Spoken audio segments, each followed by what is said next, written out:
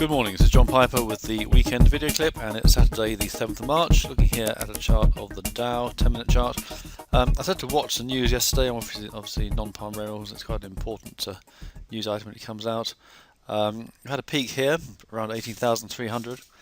Possible 5-wave down here, 1, 2, 3, 4, and then the marginal new low there. That could be a 1, 2, another 5 waves here, down to there.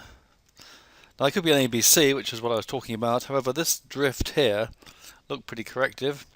And basically I was saying in my report yesterday that if we started to fall sharply, that it could in fact count as a third wave. So that would be a 1, 2, then another 1, 2, and now wave 3, which is what we've actually seen. If you did watch the news, you would have seen the market blip down.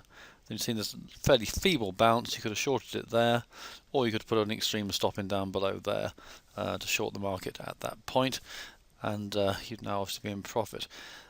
Depends what comes next. The news was actually fairly important in the sense that it showed continuing growth in the US, and therefore we have got the spectre, as it were, of increasing interest rates, which will sort of pop the bubble a bit. I mean, the valuations are very high at the moment. Because of the high, the potential is for markets to go down. Obviously, having reached high levels, they tend to move down to lower levels where there is more value. There's not much value around right now, and we have that chart pattern I've shown you, a Billard's chart showing the resistance levels, which have now been confirmed. We don't know, of course, the length of the decline, but we're watching it carefully to see what happens. I mean, what's been happening recently is things are sort of very dramatic moves. Don't always get the chance to re-enter, but I would expect that there'll be some kind of bounce coming in, maybe some kind of fourth wave, and that there will be a low will come in at some point. Let's have a look at the DAX now. Remember, the US market's falling because of the worries about a strong dollar. DAX obviously is less concerned about a strong dollar, it's more concerned about a weak euro, so there's no real reason why the DAX should be particularly affected by this move. Having said that, the larger companies these days are internationally based, therefore markets tend to move in some coordination, as what affects one country affects all the companies involved. And on IG, the DAX is quoted around 115.20 currently. Okay, this is the hourly chart, and basically I discussed in the week that this could have been a fourth wave decline. If so, we've now got 1, 2, 3, 4, and 5. So it's there is that's a very nice 5-wave count, nice long third wave. The second and fourth waves are of a similar length, as are the first and the fifth at the moment. Fifth not necessarily over at this point. That of course is over about a month or so. So definitely a case for a bit of a pullback here, at least down to 11,200. The fourth wave resistance. Obviously, if it's an impulsive move, then that would be if we see an impulsive decline, obviously it's gone for a long time. Right now, a fairly small blip. This is the 1-minute chart, so we have in fact got a 1, 2, 3, maybe a 4 there. So right now it's around 11,520, so that is possibly a fifth wave down to there. So it may not be too much of a fall on Monday. We'll have to see how that goes, but there is the beginnings of something here which could be quite interesting.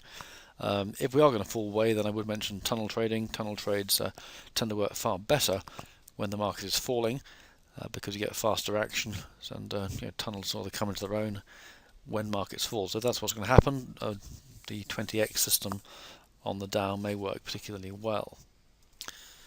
This is a chart of 10-minute chart of FTSE.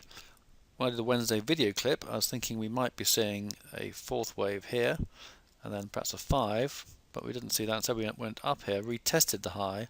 So yet again we've seen another failure to probe this level, and we've come down. No particular pattern there. I think the IG index price is about there at the moment, or at least at the closing.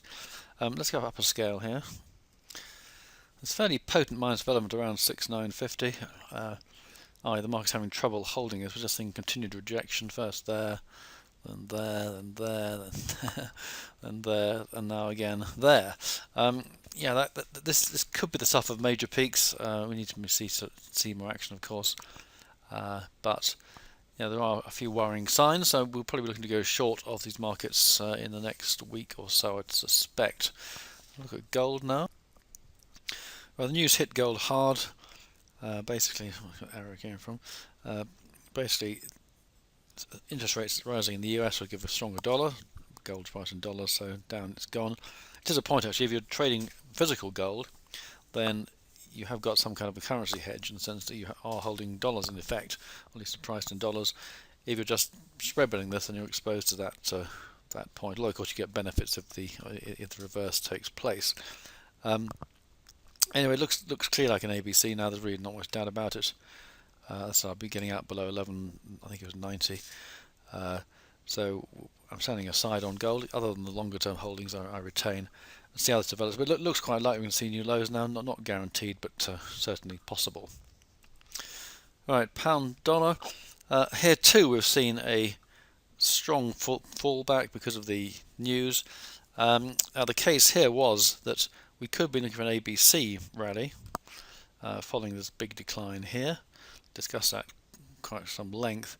However, there were other shorter-term counts which allowed for this to be all the value we're going to get, i.e. A, B, C.